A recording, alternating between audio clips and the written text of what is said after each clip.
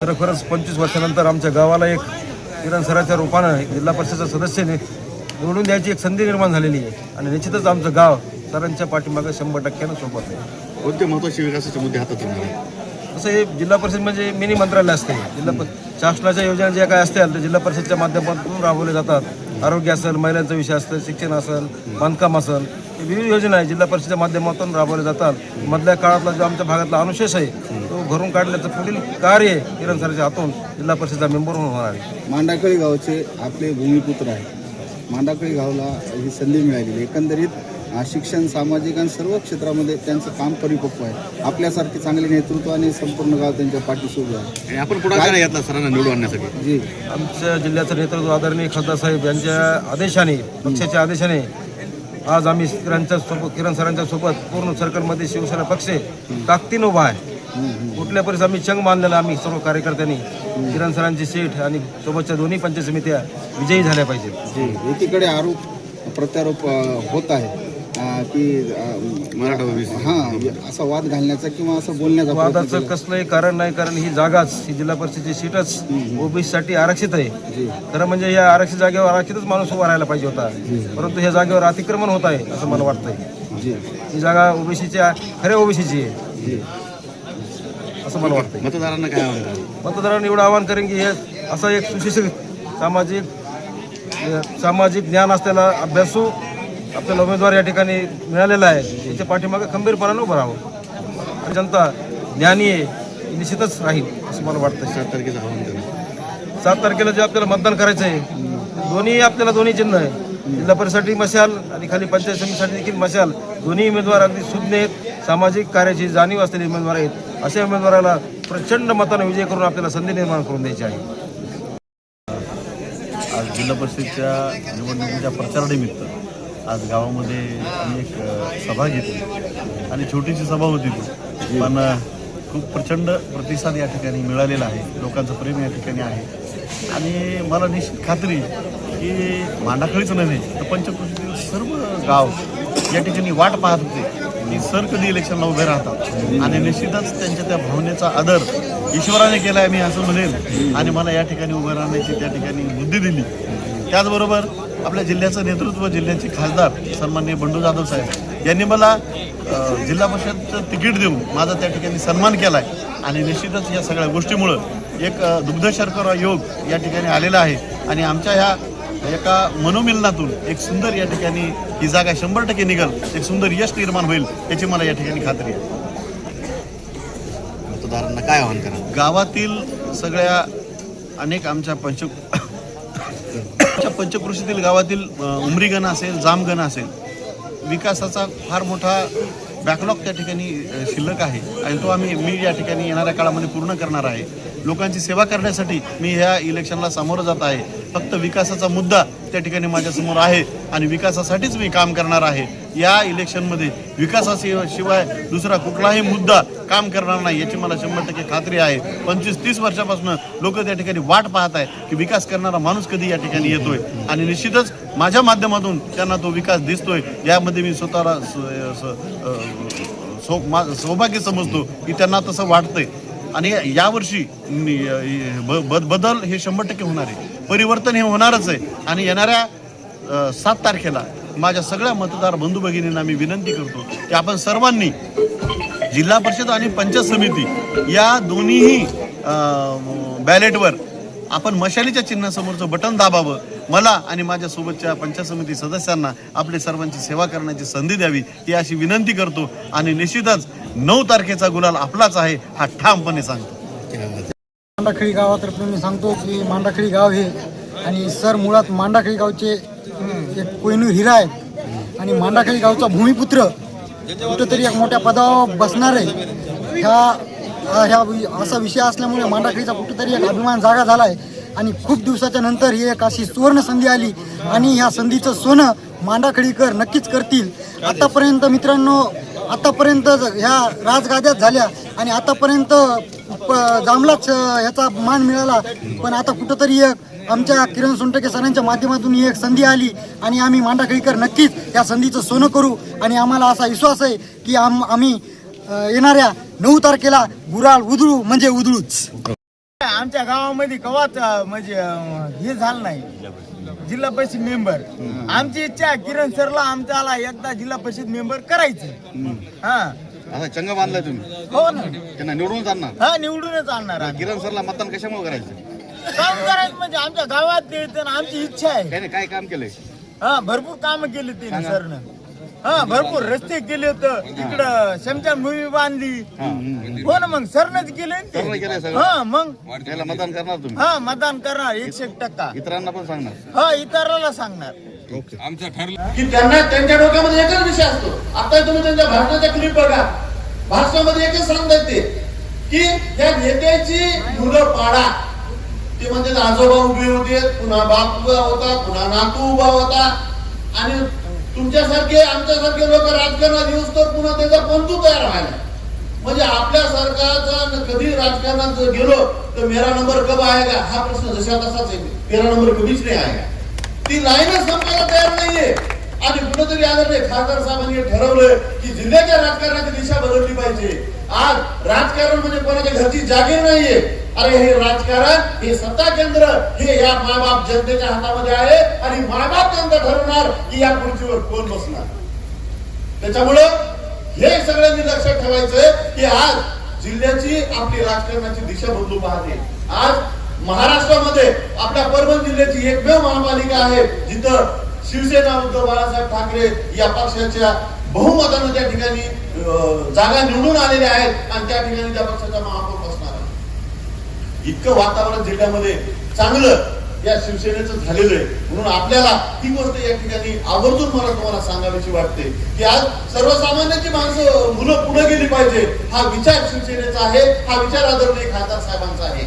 आणि आपण अनेक वर्षापासून मला वाटतं आता सांगितलं 25 वर्षापूर्वी 25 ना 30 वर्ष झाली.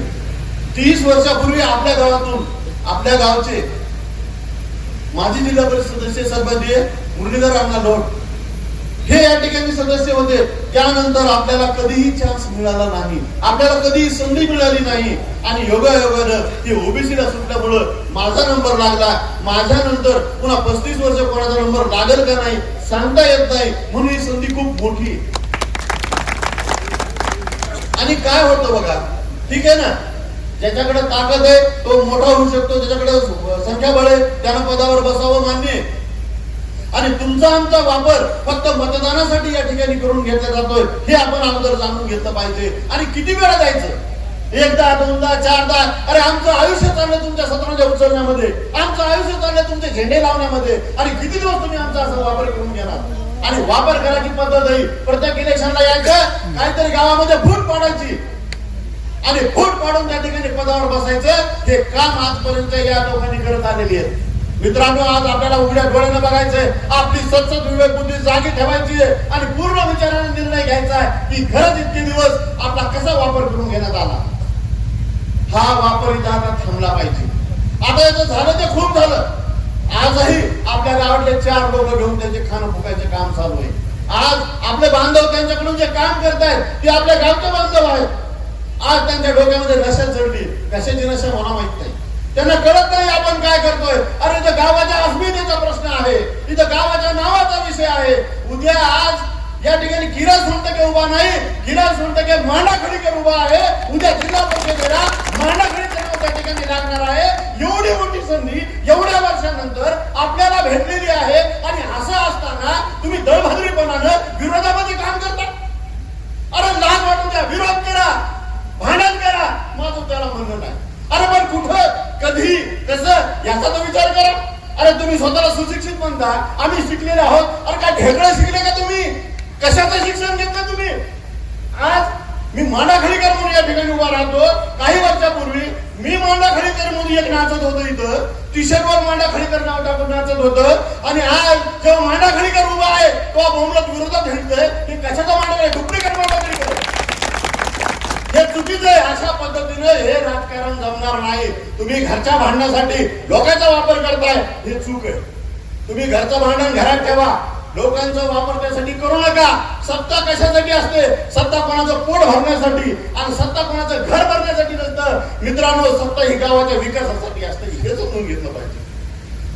आमचे मित्र आज फिरायले कवाच गावामध्ये येत नाहीत, कोणाच्या सुखाला नाही, दुकानाला नाही, लग्नाला नाही, कार्याला नाही, डायरेक्ट इलेक्शन टू इलेक्शन. कशाला किरण सोंडेकर विरोध? अरे तू काय घोडं मारले मी? काय प्रश्न आहे? चुकलं तुम्हाला सांग ना, आपण दोस्त आहे. एकदा म्हण ना किरण तो चुकले.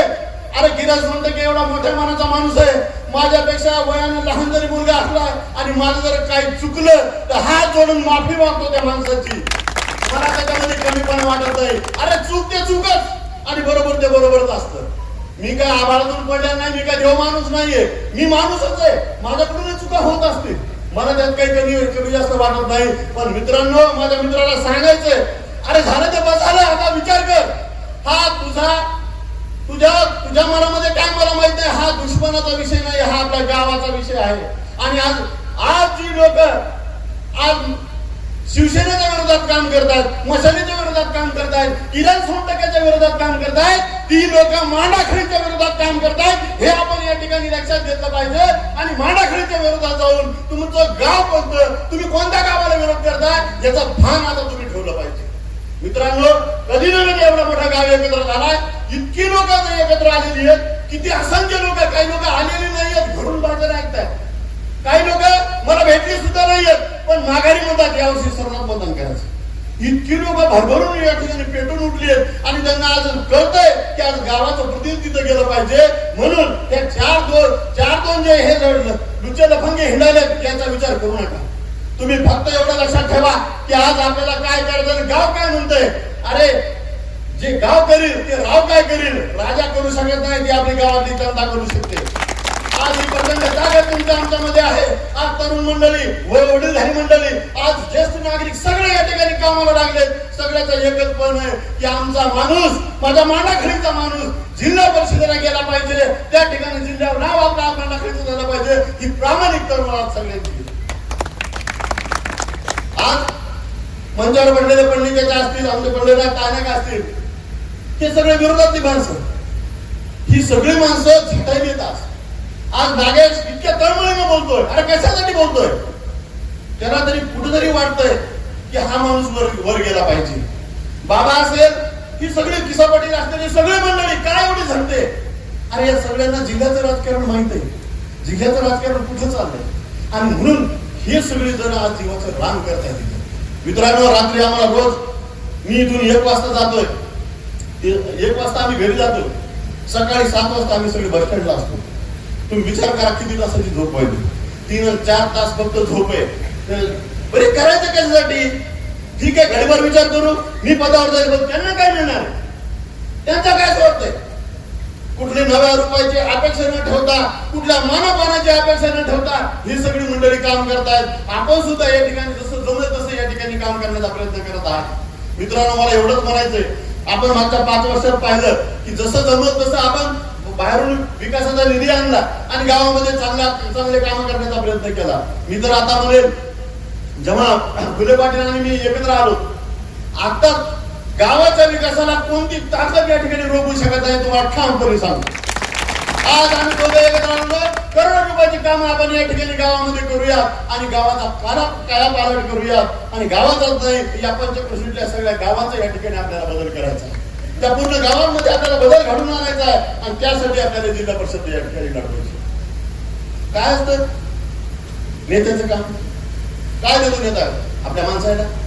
मित्रांनो, एक लक्षात ठेवा, किती बी गरीब माणूस असू द्या, कोणी घरचा किराणा मागायला नेत्याला पैसे मागत नाही, कोणी लेकराच्या लग्नासाठी 2 रुपये मागत नाही. आपण स्वाभिमानी आहोत, घाम घालतो शेतामध्ये आणि आपलं कुटुंब चालवलं, आपण या ठिकाणी सक्षम आहोत. आपण कधी नेत्याकडे याचना करीत नाही. पण आपण काय मागतो त्यांना? अरे रस्ते द्या, नाली द्या, वीज द्या, पाणी द्या, याच्या व्यतिरिक्त मागतो काय? आणि सगळ्यात महत्वाची गोष्ट, हे सगळं देण्यासाठी शासनाकडे निधी असतो. या उभं केलेल्या माणसाला, उभं राहिलेल्या माणसाला, निवडून दिलेल्या माणसाला स्वतःच्या खिशातून पैसे खर्च करून तो निधी या ठिकाणी लावायचा नसतो. हा शासनाचा निधी असतो आणि शासन दरबारी पाठपुरावा करून तो आपल्या गावामध्ये आणायचा असतो. आणि त्याच्यासाठी ही 20,000-21,000 लोक त्यांना मतदान करतात, निवडून देतात. पण होतं काय? 5 वर्षानंतर पुन्हा नेता येतो हात जोडीत आपल्याकडे. किती वाईट गोष्ट आहे. अरे तुम्ही 10 रुपयाचा फंड गावात टाकत नाही, कशामुळे टाकत नाही? काय घोडं मारलं आमच्या मांडाखेडच्या लोकांनी किंवा या पंचकृषीच्या लोकांनी? आज गावागाव जाऊन बघा काय रस्त्याचे हाल आहेत, कशा नाल्याची परिस्थिती आहे. अरे का बदलत नाही हे? तुम्ही काय करता 5 वर्ष?